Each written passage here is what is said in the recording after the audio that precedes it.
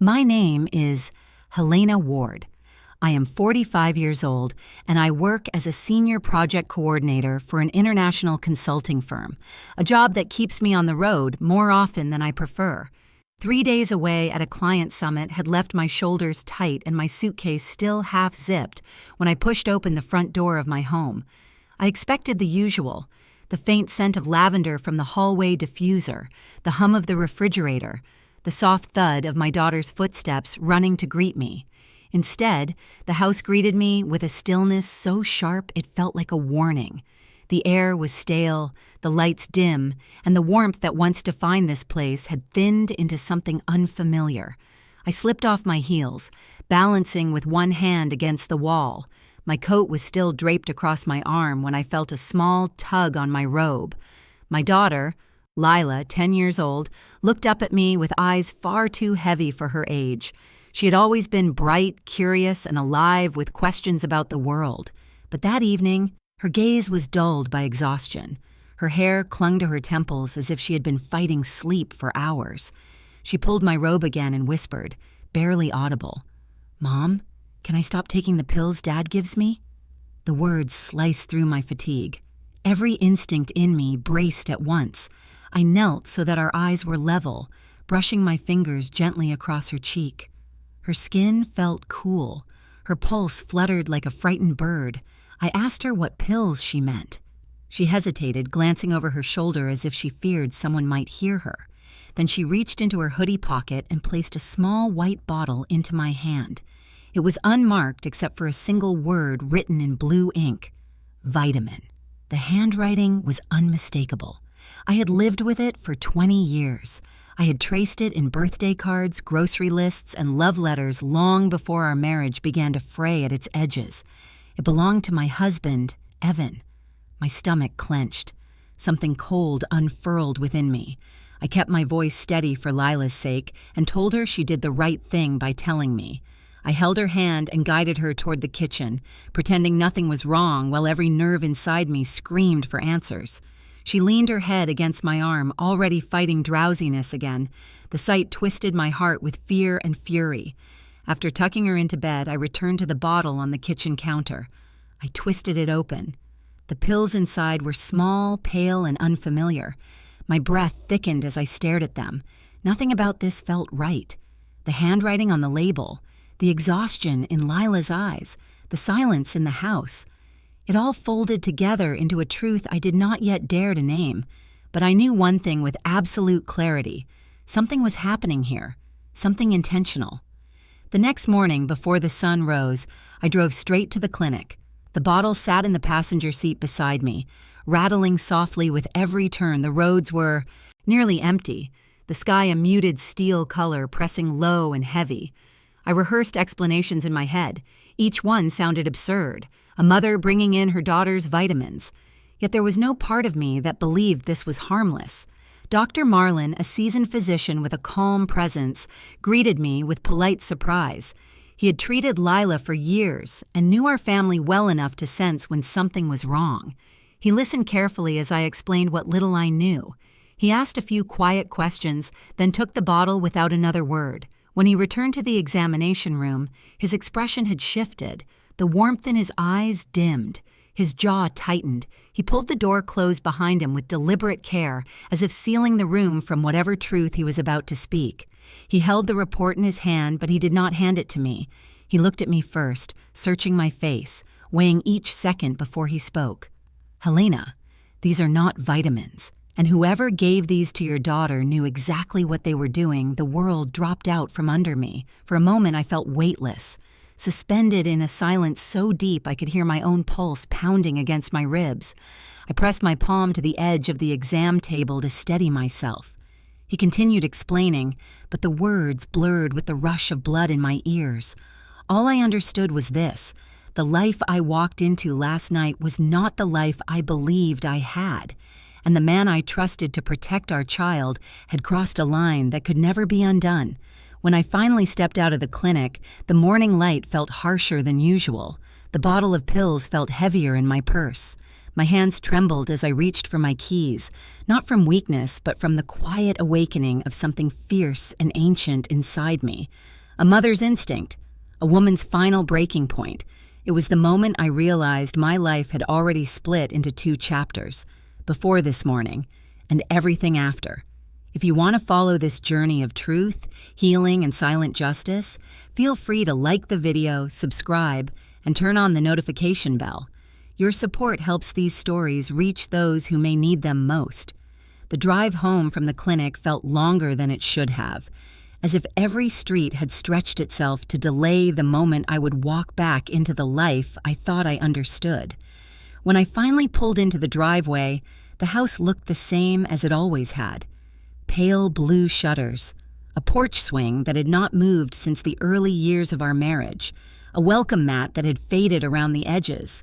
Nothing appeared out of place, yet everything felt altered by what I now carried inside me. I stepped through the front door and let it close behind me. The faint scent of lavender that usually drifted from the hallway diffuser had vanished. In its place lingered a cold, stale odor that reminded me of rooms left unvisited for too long. The silence pressed against me with a weight I had not noticed before. I walked through the hallway, touching the framed photographs as I passed. Our wedding portrait hung near the stairs. In it, Evan held me close with the certainty of a man who believed in the future we promised each other. My smile in that picture was bright, full of a trust that once felt unshakable. Today, that same photograph made my chest tighten. Beneath it sat a small wooden jewelry box that belonged to my mother. Inside was the pearl necklace she had left for me, each pearl cool and smooth, each one a reminder of the dignity she carried through her own quiet storms. Whenever life pressed hard against her, she would touch that necklace as if drawing strength from something older than pain. I lifted the lid and let my fingers trace the curve of the pearls. They grounded me in a way nothing else could. I moved toward the kitchen next, expecting the usual warmth that came from late breakfasts or half-finished school projects scattered across the table. Instead, the kitchen felt abandoned. A pile of dishes sat in the sink, hardened with food that had been left too long. The table was bare except for a single cup with a ring of dried milk around the edge. The kettle, which I normally set each morning, sat untouched. Even the air felt heavier. This was not the home I worked so hard to build. This was a place that had grown unfamiliar under my watch. From down the hall, a television murmured behind a closed door. It was Evan's office, the room where he spent most of his evenings now. I paused and listened. Laughter from a sitcom played without rhythm, as if he had turned it on for noise rather than entertainment. It struck me then how long it had been since we sat together in that living room. Once he used to wait for me to come home. Once he used to meet me at the door with stories about his day. Now the sounds of the house filled the space where conversations used to live. As I stood there, the bedroom door creaked open and Lila emerged. She rubbed her eyes with the back of her hand, her shoulders slumped forward. Even from across the room, I could see the shadows beneath her eyes. She had always been light on her feet, darting through the house like a spark of energy. Today, she moved as though each step required effort. She managed a faint smile when she saw me, but it wavered quickly.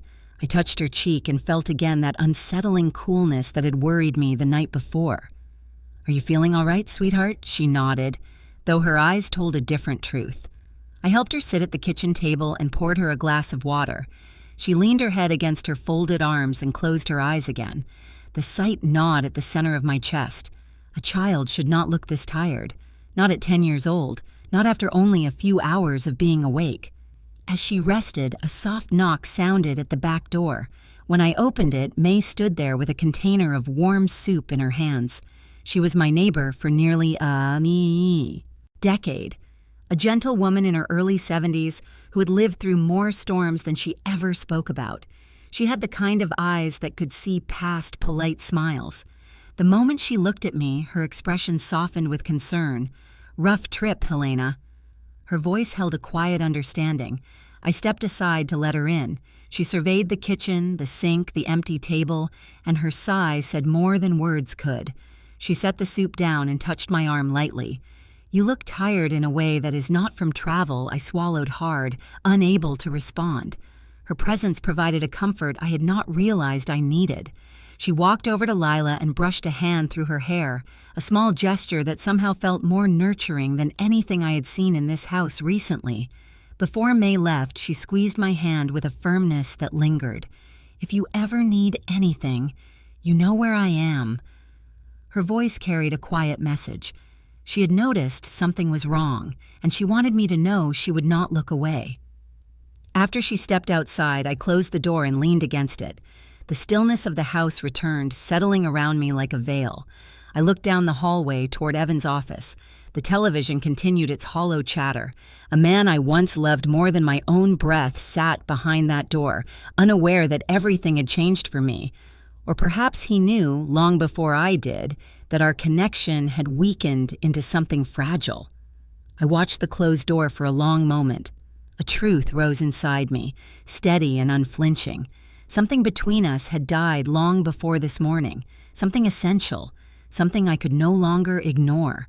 The afternoon light slanted through the kitchen window as I sat beside Lila, watching her struggle to keep her eyes open. She pushed her spoon through the bowl of soup May had brought, but her hand moved slowly, as if the air around her had thickened. I reached out and brushed a strand of hair behind her ear. Her head lifted slightly, and she looked at me with a tired honesty that left no room for denial. "Mom, I am so sleepy. When I take the pills Dad gives me, I sleep for so long." Her voice wavered, thin and strained. The bowl of soup trembled where her fingers rested against it. I felt a rush of heat rise in my chest. Fear, anger, confusion, a blend so intense it made my breath catch. I kept my tone soft as I asked her when she last took one. She frowned, trying to remember, then shook her head slowly. "Dad gives them to me when you are away. He says they help me rest." The sentence landed with a weight that pressed hard against my ribs. I steadied myself, giving her a reassuring smile I did not feel. I wanted to pull her into my arms and shield her from everything I suddenly feared. Instead, I held her hand and told her she was safe with me. She leaned into my shoulder and closed her eyes again. A few minutes later, footsteps echoed from the hallway. Evan entered the kitchen, rubbing his temples as if he were the one who had endured a sleepless night. His eyes swept over the unwashed dishes, the soup on the table, then settled on me. For a moment, neither of us spoke. The air between us thickened with something sharp. I asked him calmly about the bottle of pills. The question hung between us for a beat before he gave a dismissive shrug. "They are vitamins, nothing harmful. She has been anxious lately. I thought they would help." His tone held irritation, not concern. He avoided looking directly at Lila, who was slumped against my shoulder. I studied him carefully. The slight tension in his jaw, the way he shifted his weight from one foot to the other, the subtle defensiveness in his voice. Ethan had always been confident, often overly so, but now his confidence carried an edge that felt wrong. I pressed further, asking where he got the pills. He exhaled sharply, as though I were bothering him. I ordered them online. "Do you really want to dissect everything I do?" The question was meant to put me on the defensive. Instead, it confirmed something inside me. A fracture had formed between us long before this moment, but now I could finally see the crack for what it was. I told him gently that I was worried about Lila and asked him to show me the website he ordered from. His irritation deepened, and he waved off the request entirely. I did not push. I tucked away my questions and absorbed every detail, his tone, his posture, his avoidance, everything. Silence had become my clearest tool. Later that week, I received an unexpected call from Oliver, Lila's art teacher. His voice carried the careful tone of someone who did not want to alarm me but felt he needed to speak. He asked if I had noticed any changes in her energy or behavior. My stomach tightened. I asked him what happened at school. He explained that Lila had been falling asleep during class. Once, he had to gently shake her awake during a watercolor session. He also mentioned her artwork, which had shifted in a way that concerned him. Instead of her usual bright colors and bold shapes, her paintings had become muted and smudged. The colors bled into each other without direction, as if her hands had grown too tired to guide the brush. He paused before adding something that pierced through me. "She seems disconnected, Helena, almost like she is fading." I thought you should know I thanked him, keeping my voice even as I hung up. When I set the phone down, the edges of the counter seemed to tilt slightly. The room felt too small, too quiet, too full of truths I was not ready to articulate. Later that evening, as I tucked Lila into bed, she turned toward me with a dazed expression. Her voice was soft, almost drifting. "Mom, I heard Dad talking to someone when you were gone. They were talking about something important, but I got sleepy so fast. I do not remember the rest." Her eyes fluttered, as if the memory itself weighed her down. I stroked her hair gently, even as my mind sharpened. There were many pieces now. Her exhaustion, the pills, Evan's irritation, the secrecy, the blurred artwork. Each one pointed toward something I did not yet fully see, but felt with every instinct I possessed. When she fell asleep, I stood at her doorway for a long moment, watching her small chest rise and fall. A quiet determination formed inside me. A mother's intuition is never loud, but it is rarely wrong. Mine had been whispering for months, perhaps years, and I had silenced it out of hope or habit. Not anymore. I walked through the hallway and paused outside Evan's office. Through the partially closed door, I could see him hunched over his desk, the light from his monitor casting a pale glow across his face. He looked up briefly, sensing my presence. For a heartbeat, our eyes met. His gaze held something guarded, something he tried to conceal beneath an indifferent expression. I did not speak. I simply watched him, allowing the silence to stretch, observing, measuring, understanding. He shifted uncomfortably, then returned to his screen. It was then I understood the truth that had been waiting for me to acknowledge it. Something was happening in this house, something he did not want me to uncover, and for the first time in a long time I chose not to look away. Night settled over the house with a heaviness that felt almost deliberate, as if the walls themselves had absorbed the tension of the past few days. After putting Lila to bed, I wandered through the hallway with slow, measured steps. Every light I passed felt dimmer than usual, every shadow sharper. The quiet hum of the refrigerator echoed like a distant warning. I found myself replaying her small, tired voice in my mind. She had said that the pills made her sleep for so long. She had said she took them when I was away. I pressed my fingers against my temples, trying to stitch the fragments together. I returned to the kitchen and stood beneath the overhead light. It cast a faint glow across the room, illuminating the edges of the counter and the cabinet handles. I tried to recall exactly where Lila said Evan usually kept the pills. Her memory had been foggy, drifting between exhaustion and uncertainty, but she had pointed toward the upper cabinet by the stove. I approached it slowly, my breath steady but shallow. The moment I reached for the handle, the entire room seemed to exhale. I paused, letting my hand hover in the air. The cabinet door felt like a gateway to something I had sensed for months but had not dared to confront. I drew in a single breath, opened the cabinet, and scanned the rows of jars, spices, and mismatched containers. Nothing unusual at first glance. But then, on the upper shelf, tucked behind a box of herbal tea, I saw it. A small white bottle, unmarked, plain, silent. I lifted it carefully, almost reverently. The plastic felt cool against my palm. As I unscrewed the cap, a chill crawled across my skin. My fingers trembled, yet my vision sharpened. The inside of the bottle revealed the same pale pills the clinic had tested earlier that day. My heart tightened. The truth sat in my palm like a stone. The silence in the kitchen deepened until it felt alive. Outside, the wind brushed against the windows, creating a faint rattle. I imagined Evan moving around the house earlier, reaching into this very cabinet, placing this bottle where he assumed I would never look. The thought sent a wave of cold through my chest. I closed the bottle, gripping it tightly as I lowered my hand. A distant noise drifted from the living room, the sound of a chair scraping the floor. I did not move. I did not breathe. Instead, I stepped backward into the shadows, keeping the bottle pressed against my thigh. Evan walked past the kitchen entrance a moment later, not noticing me in the dim light.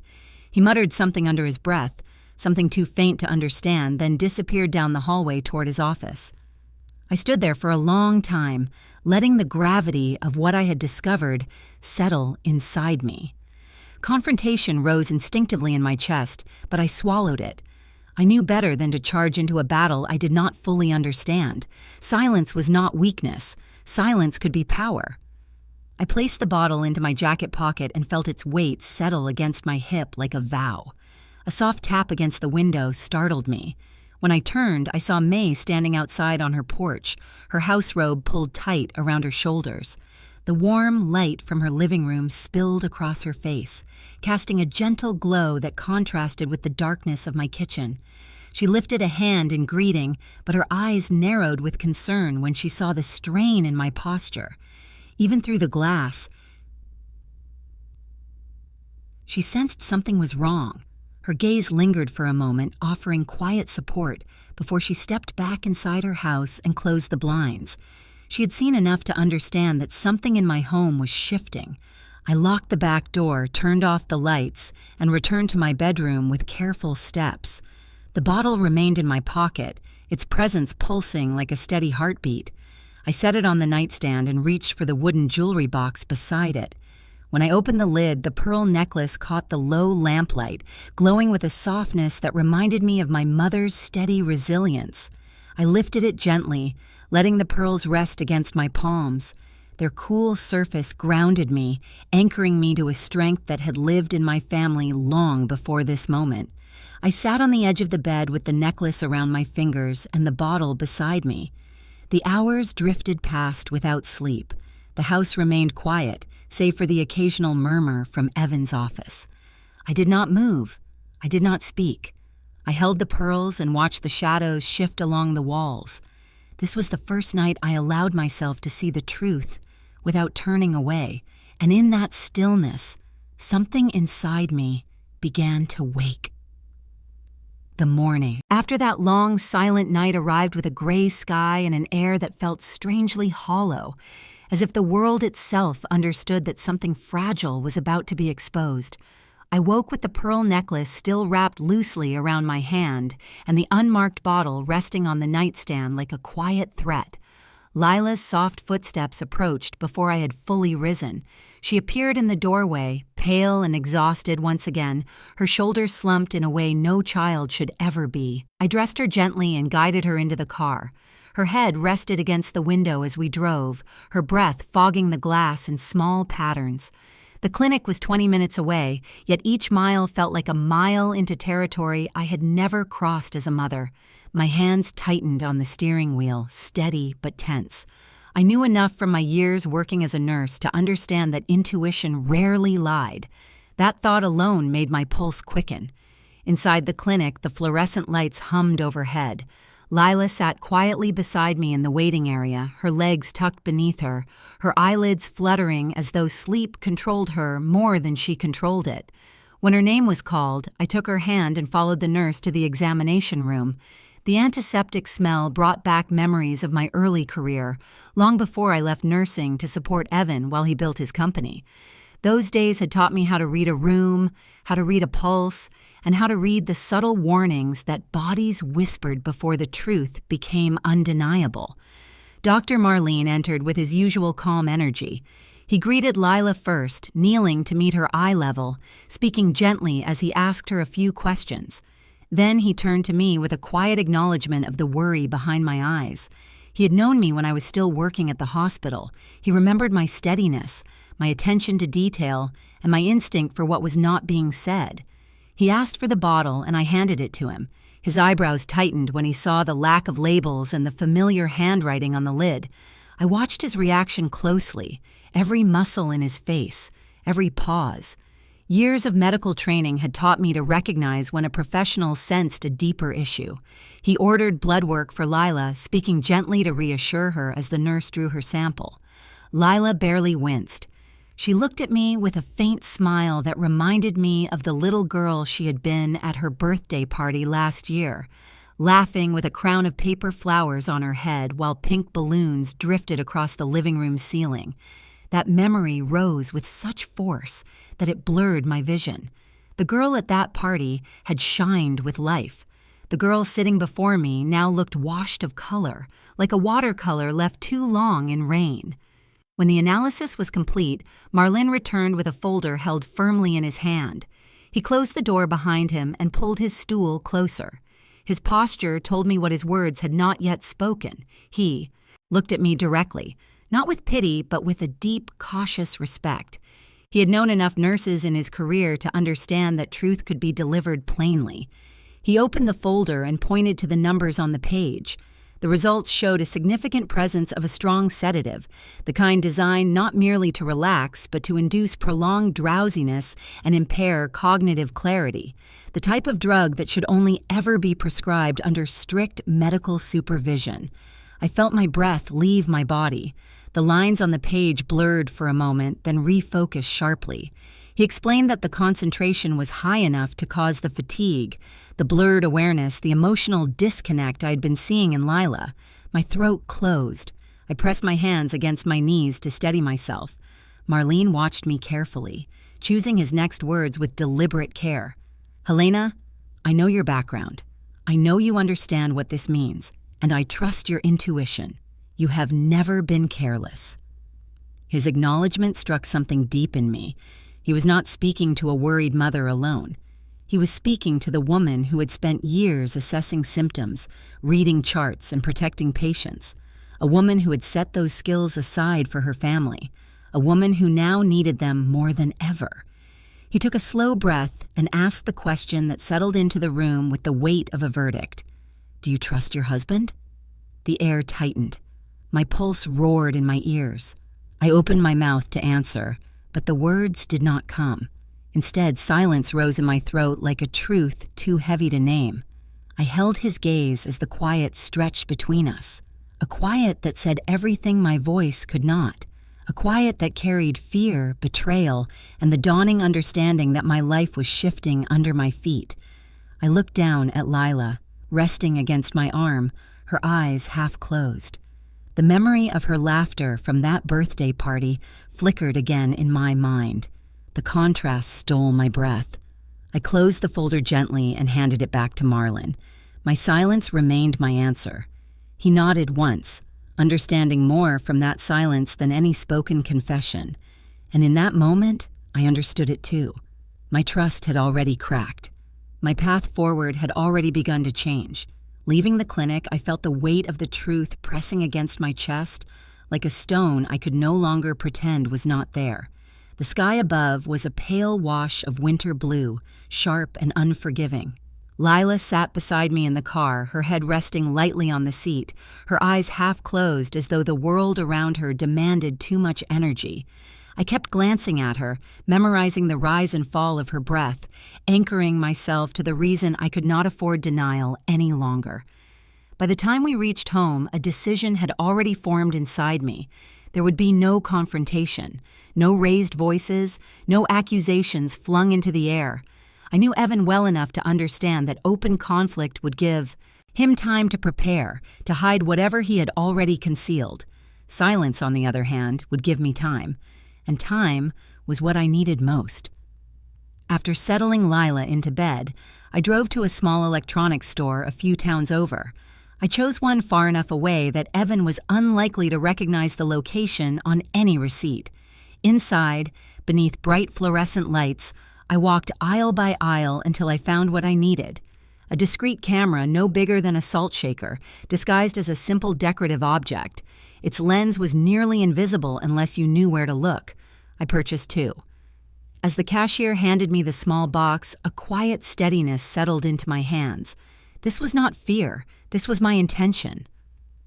When I arrived home, the house was dim. Evan's office door was closed, and the low murmur of voices drifted through it, though I could not tell if he was talking to someone or if the sound came from a video on his screen. I moved quietly through the living room and placed the first camera on a high shelf between two framed photographs, one of our weddings, one of Lila as a toddler. The camera blended in seamlessly, hidden among memories that no longer felt entirely my own. I angled it carefully toward the couch and the entryway, ensuring it captured anyone entering the room.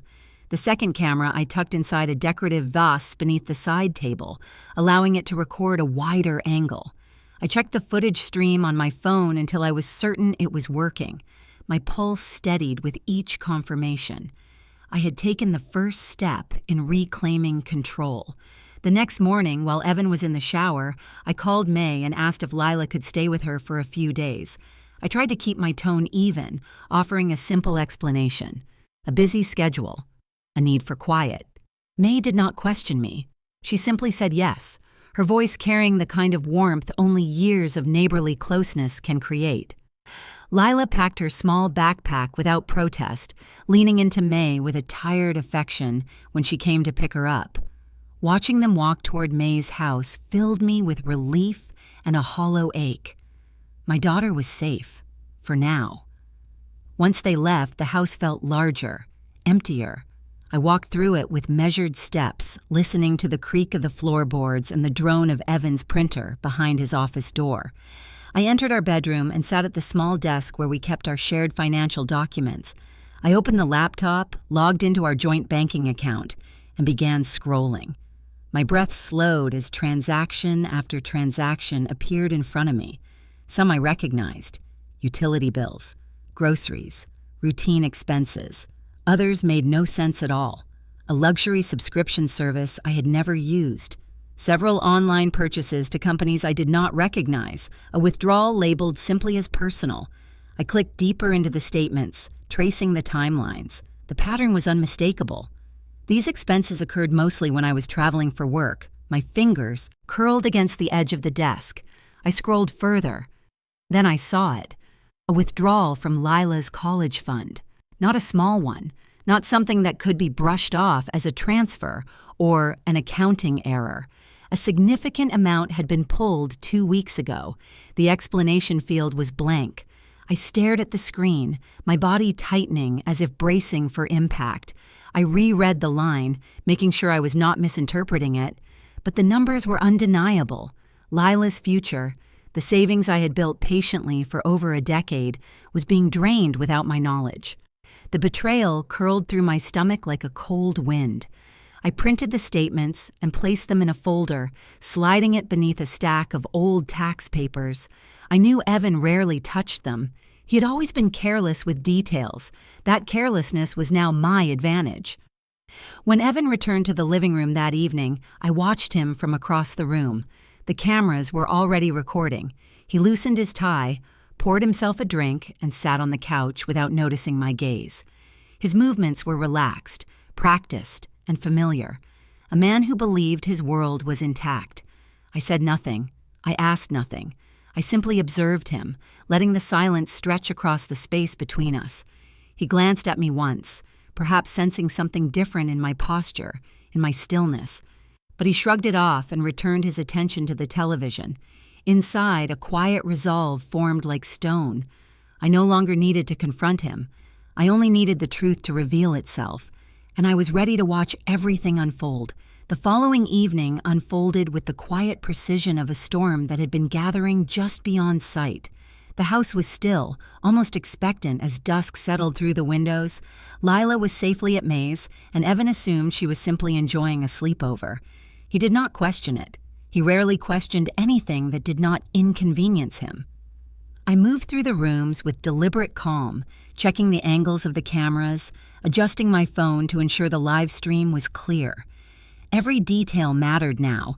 The truth had begun to reveal itself in fragments, and I needed to be ready for whatever came next. When Evan left the house around 7, he did not tell me where he was going. He simply grabbed his keys, smoothed down his collar, and walked out the front door without a glance in my direction. As the car pulled out of the driveway, I felt a strange sense of steadiness wash over me. Not relief, not fear, something quieter, a sharpened awareness. I turned off the lights in the living room and sat on the armchair with my phone resting in my palm. The live feed from the hidden cameras flickered to life. The house remained empty for nearly 2 hours. Then headlights swept across the front windows. Evan's car, followed by the shape of another vehicle pulling in behind him. My pulse slowed. I leaned forward, holding the phone with both hands. Evan entered the house, first stepping into the living room with a looseness in his posture that I had not seen in years. A moment later, the front door opened again, and a woman walked in behind him. She moved with a confidence that announced itself before she even spoke. Camille. I recognized her from the company events I had attended long ago, back when Evan still invited me. She had always been polished and composed, the sort of woman who seemed to glide rather than walk. In the camera frame, she brushed a strand of hair behind her ear and offered Evan a smile that lingered a second longer than it needed to. They stood close, not touching, not crossing any explicit boundary, yet the space between them felt charged with an ease that marriage had long drained from my home. Evan poured 2 drinks. The sound of clinking glass drifted into the microphone, crisp and unmistakable. Camille laughed softly at something he said. He gestured toward the couch. She stepped toward it, her heels tapping lightly against the floor. I watched in silence, my face still, my breath steady. Not surprised, not stunned, only aware in a way that felt almost clinical. They moved around the living room, talking in low voices. Their bodies angled toward one another with familiarity, a sort of practiced closeness. I did not need explicit proof of anything. Proximity alone told a story I had felt forming for years. Still, the camera captured more than I expected. At one point, Camille lifted her glass and glanced toward the hallway that led to Lila's room. She asked, "Are you sure Lila is asleep?" The words hung in the air like a dark thread weaving through everything I feared. Evan nodded, waving his hand casually. "She is out for the night. She always is when Helena is away." My grip on the phone tightened. The pearl necklace around my neck pressed against my collarbone, grounding me. The pieces were falling into place. The pills, the secrecy, the withdrawals. And now the casual expectation that my child would be unconscious whenever I was not home.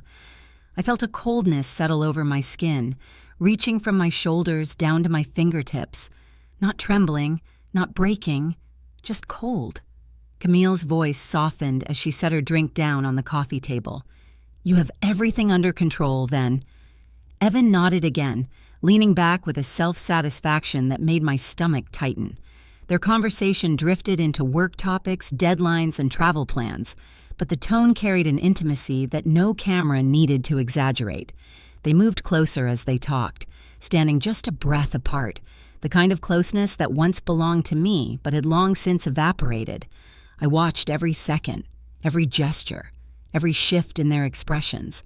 Not because I needed emotional confirmation, I needed factual clarity, documentation, evidence. My hand reached instinctively for the pearl necklace. My mother used to say that pearls hold stories, that they absorb more truth than most people dare to speak. I pressed the pearl strand between my fingers until my knuckles turned white. The sharp pressure steadied me. I whispered to myself, "I have cried enough in my life. I will not cry for this." The words rose from a place deeper than anger, a place shaped by years of compromise, years of excuses, years of shrinking myself for a man who had already left our marriage long before this moment. On the screen, Camille picked up her bag. Evan walked her to the door. They spoke quietly, lingering in a way that made the silence in my chest harden. She stepped outside first. He followed her to the porch, standing far too close for any explanation that would hold up under scrutiny. When the door closed behind him and he re-entered the living room, I watched him sink into the couch with a self-assuredness that felt foreign. He stretched his arm along the cushion where Camille had been sitting only minutes earlier. I ended the live feed and placed my phone on the table beside me. My heartbeat was steady. My breathing is controlled. The truth no longer shocked me. It simply clarified what had been broken for years. I touched the pearl necklace once more and let the silence settle around me like armor. The man who walked through that door tonight was not my husband, and I was finally ready to see him for exactly who he had become. By the next morning, something inside me had shifted in a way I could not reverse. The footage from the camera had not shattered me. It has clarified me. I woke with a steadiness that felt almost foreign. There was no trembling, no confusion, only purpose. a mother standing at the threshold of truth, gathering whatever strength remained to protect her child. I poured myself a cup of coffee, the steam rising in soft curls, and opened my laptop. The folder where I stored the bank statements grew thicker as I added the screenshots from the night before, each labeled with the exact time and date. I created separate digital files for financial discrepancies, video evidence, and medical documents. Years ago, when I worked as a nurse, I learned how crucial documentation was. Patterns reveal themselves only when laid out in order. I applied that same discipline now, building a case layer by layer. Throughout the morning, while Evan remained in his office, I moved quietly between rooms, taking photographs of anything that felt relevant. The pill bottle, the cabinet where I found it, the empty glass on the coffee table where Camille had set her drink, the entry timestamps from the door camera. Every detail mattered, not because I wanted revenge, but because I needed clarity. I needed truth that could not be twisted by manipulation or charm. Just before noon, the doorbell rang. I opened the door to find Oliver standing on the porch, holding a folder in both hands. His expression was gentle but marked with concern. He asked if I had a moment, and I stepped aside to let him in.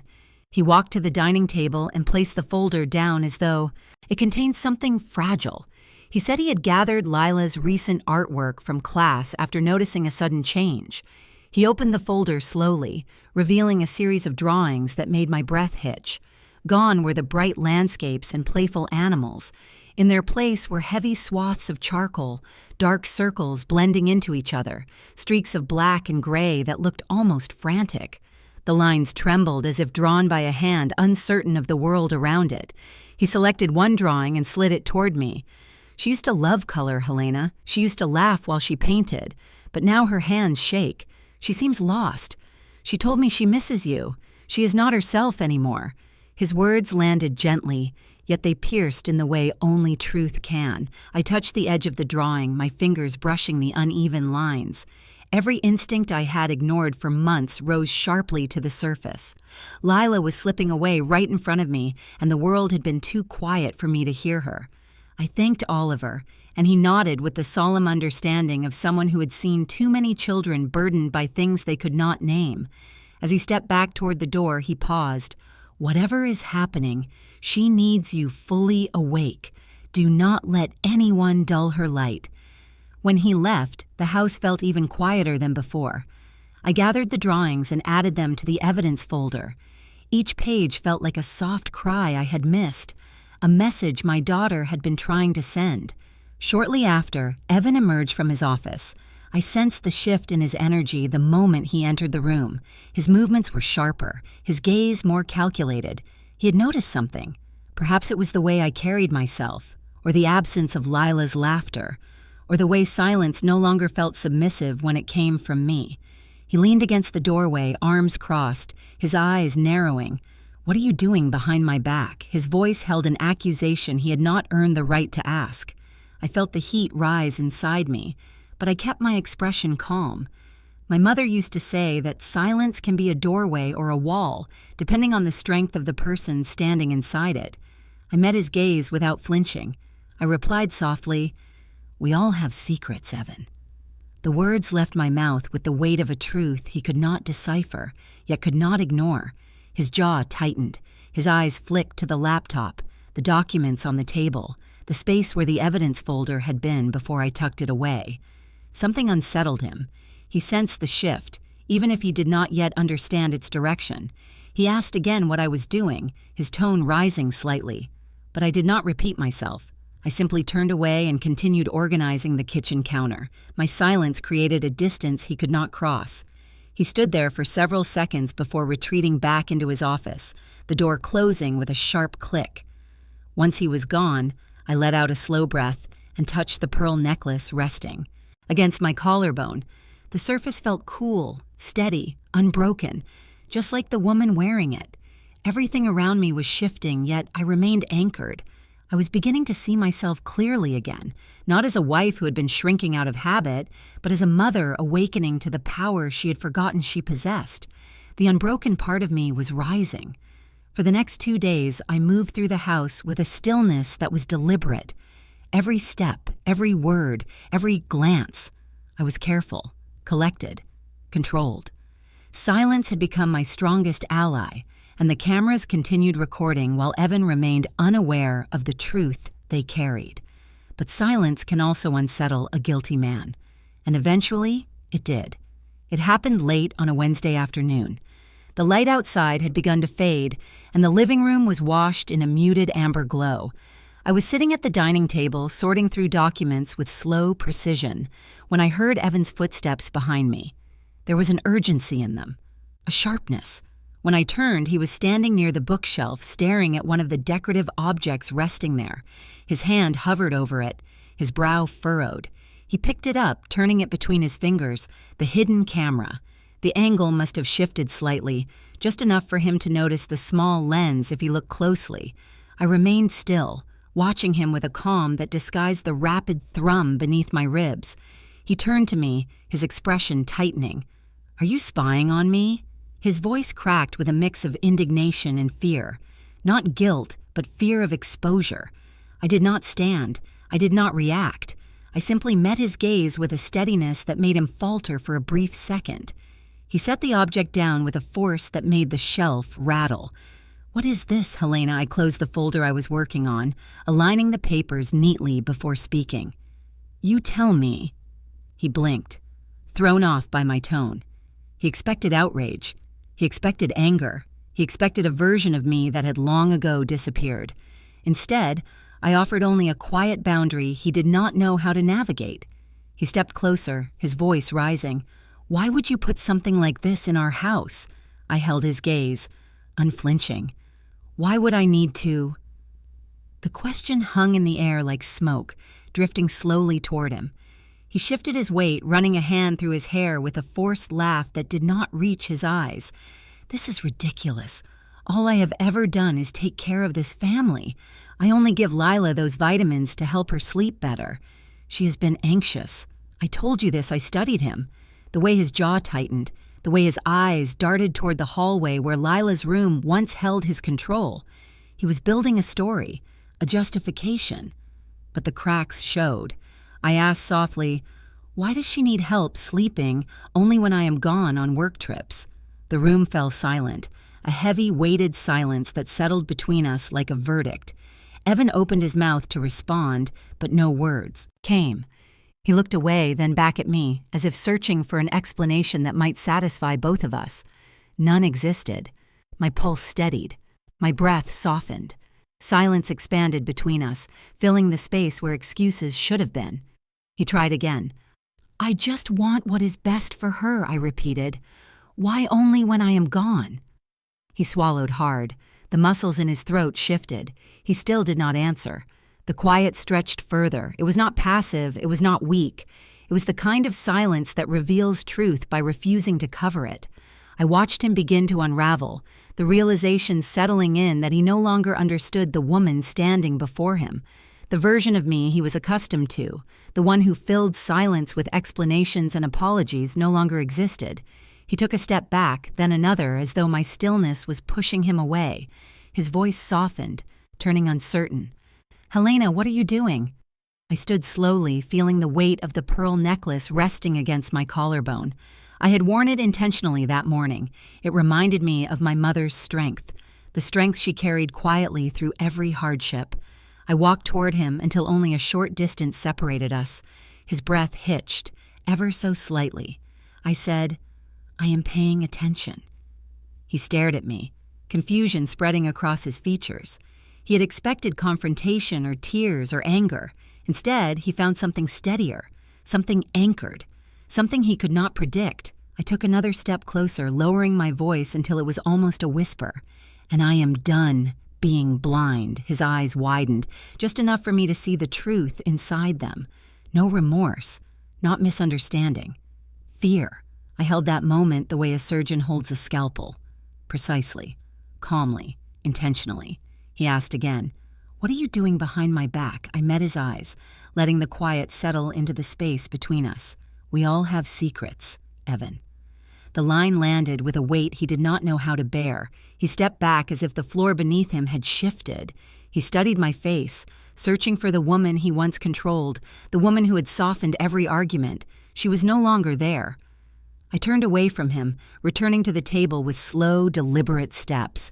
I sat down and opened the folder, letting the crisp sound of paper slicing through the silence.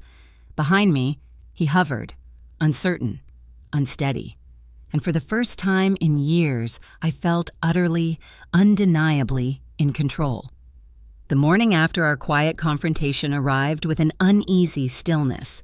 Evan moved through the house with forced casualness, each step a little too deliberate, each glance a little too sharp. He sensed something shifting beyond his control, yet he did not know how much I had already uncovered. He had no idea how far the truth had spread beyond our home. I spent that day gathering every piece of evidence I had compiled. The financial discrepancies, the footage of Camille entering our living room, the audio of her asking if Lila was asleep, the blood work results, the unmarked pill bottle, Lila's artwork with its trembling lines. I arranged everything in a neat binder, the way I used to prepare patient reports as a nurse. Clear, precise, undeniable. When I drove to the attorney's office, I felt my pulse steady with each passing mile. The sun was sharp overhead, illuminating the world with a clarity that mirrored the clarity inside me. My attorney, Ms. Reynolds, greeted me with a firm handshake and eyes that held both warmth and professionalism. She listened carefully as I explained each detail, her gaze hardening at the mention of the sedatives. When I placed the binder on her desk, she opened it and exhaled slowly. "This is substantial, Helena, more than enough for immediate action. You have documented everything with exactness. We can move swiftly." Her validation did not soothe me. It sharpened me, because this was not about winning. It was about protecting Lila, and protecting the part of myself that Evan had quietly worn down over the years. Before leaving her office, she asked if there was anyone else who needed to know the truth. I hesitated. Then an answer rose in my mind with absolute clarity. Evan's mother. A woman who believed her son could do no wrong. A woman who had defended him through every misstep. If anyone needed to see who he had become, it was her. That evening, I drove to her house. The sky was turning lavender, fading into soft blue. She opened the door with surprise, inviting me in with gentle familiarity. I did not speak until we were seated in her living room. I placed my phone on the table and pressed play. The footage from the camera appeared on the screen. Evan, Camille, the drinks, the closeness. Camille's question about Lila being asleep. His mother's face was drained of color. She covered her mouth with her hand, shaking her head slowly. "That is not my son," but it was. It had been for a long time. I asked her to come with me. I told her I needed her to see the truth in real time, not just on a screen. She nodded, tears forming at the corners of her eyes. And so, we drove together, sitting in silence, two women finally aligned by the same painful understanding. When we arrived at my house, the living room lights were on. Through the window, we saw Evan pacing with a phone pressed to his ear. He did not notice us approaching. When we stepped inside, he turned abruptly. His mother's presence struck him like a physical blow. She looked at him with trembling disbelief. "How could you do this to your family?" Evan stammered, reaching for explanations that collapsed before forming. I remained by the doorway, watching him unravel. He tried to minimize it. He tried to redirect. He tried to charm me. Then, when all of that failed, he turned to me with desperation. "I can change. I will change. I will fix this. I did not mean for anything to go this far." His eyes darted between me and his mother, searching for mercy. The easy forgiveness he had always relied on. But the air between us had shifted beyond repair. I asked one question. "Why did you give our daughter sedatives?" His face stiffened. His jaw clenched. He looked away.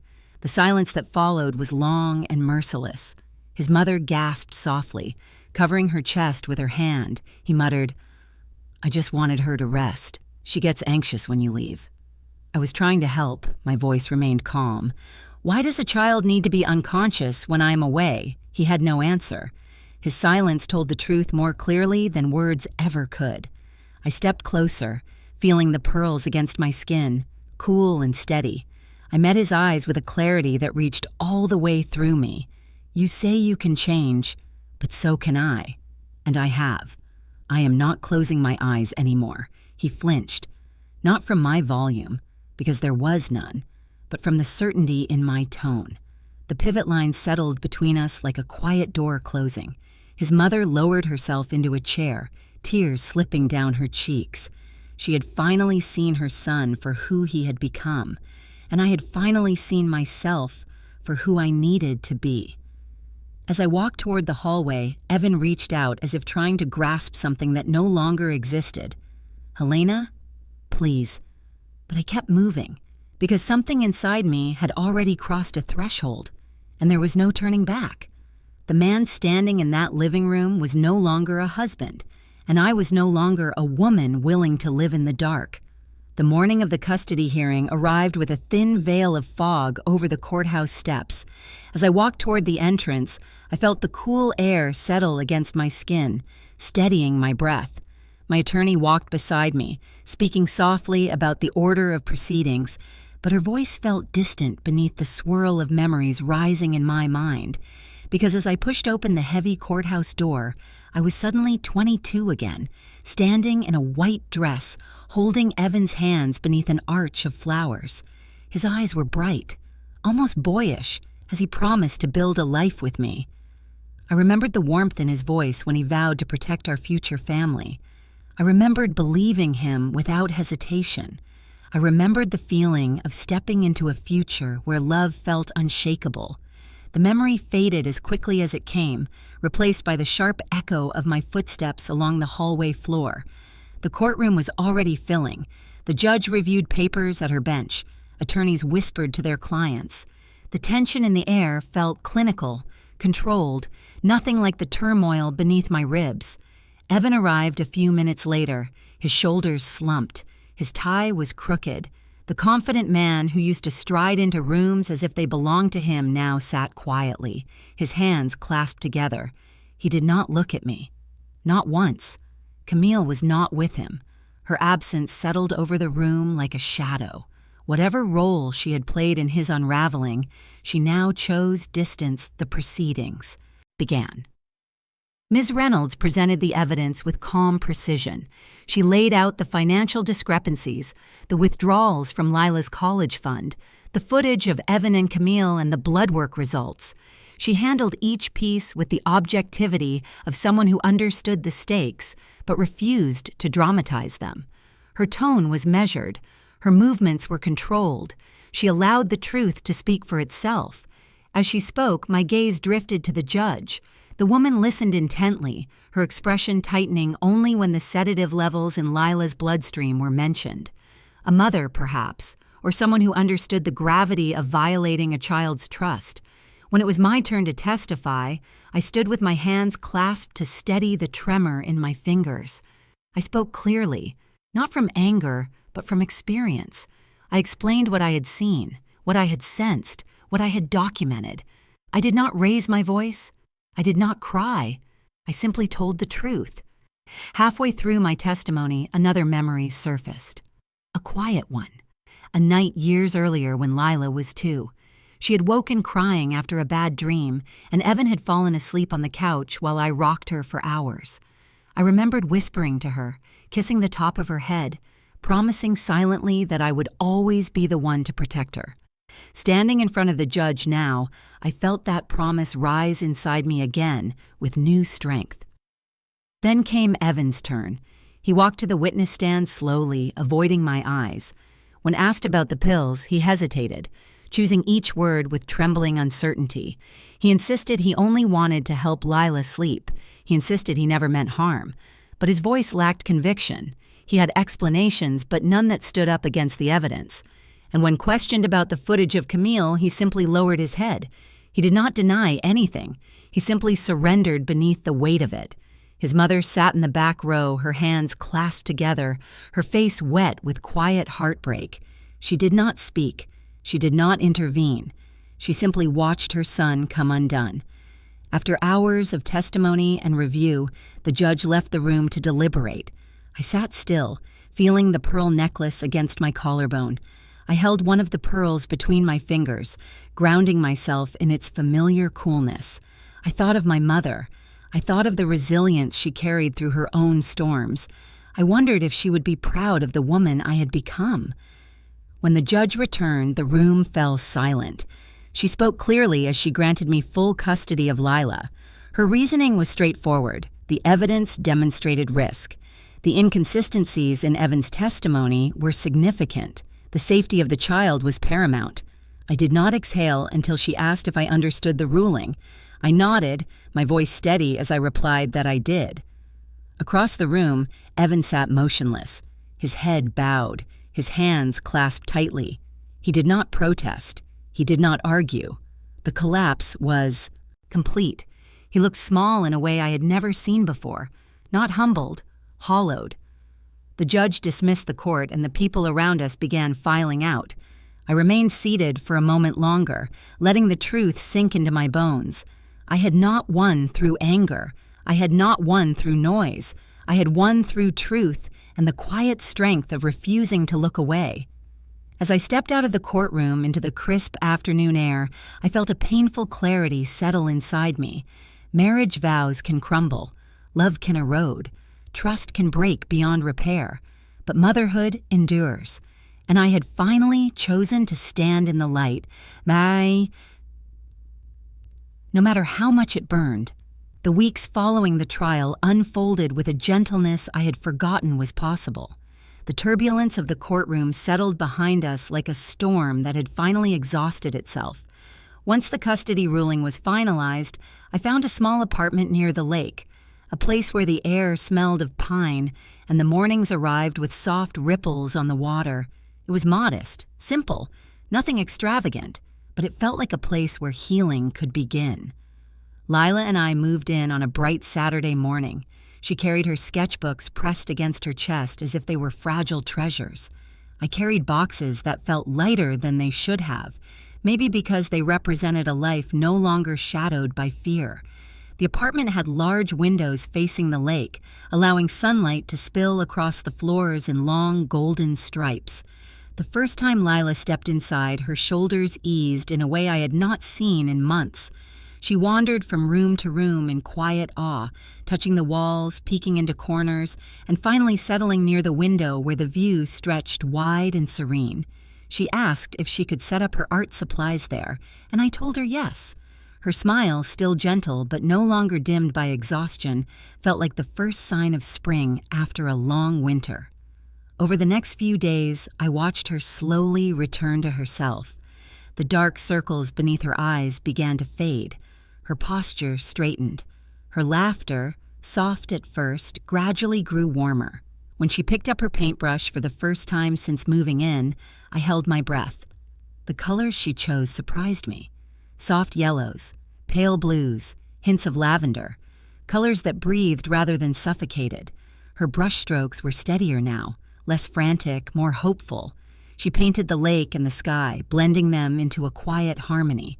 I stood behind her, not wanting to interrupt, but she turned and offered me a shy smile. "I feel lighter now, Mom." I knelt beside her and kissed the top of her head. Me too. At night, after she fell asleep, I unpacked the last of our belongings. When I reached the small wooden jewelry box, I hesitated. Inside lay the pearl necklace that had steadied me through every silent battle. I lifted it once more, feeling the familiar weight and coolness of each pearl. The necklace had become a symbol of my mother's strength and of my own awakening. But this new home did not need the same armor. I placed the necklace into the jewelry box and closed the lid gently. Its purpose had been fulfilled. I no longer needed to wear it to remember who I was. My strength no longer required a reminder. It lives inside me now. A few days later, May came to visit. She stood at the door holding a basket of warm bread, her eyes softening when she saw how peaceful the apartment looked. She hugged me tightly, the kind of embrace that carries years of quiet understanding. Then she turned toward the window, watching Lila paint under the afternoon sun. May whispered, "She looks like herself again," I nodded, my throat tightening with gratitude. "She is healing." May leaned closer, lowering her voice as if speaking directly to my spirit. And you, Helena, you look different too. Softer but stronger. It is like you are finally back. I shook my head gently, smiling in a way that felt honest in my bones. Not back, May. A new version. One who knows how to save herself. She placed a hand over mine, nodding with pride and warmth. That is the woman your mother raised. We sat together while Lila continued painting, the soft rustle of her brush mingling with the quiet hum of life in the apartment. The sunlight poured through the windows, illuminating dust particles dancing like tiny flecks of gold. Everything felt calm. Everything felt possible. Later that evening, after May left, Lila carried her newest painting to me. It showed a small figure standing beside a lake, her silhouette glowing under a rising sun. I asked who the figure was. Without hesitation, Lila pointed to the woman in the image. "It is you, Mom. You look brave." The words struck something deep in me. I pulled her into my arms, holding her as the gentle warmth of her trust settled over my heart like a blessing.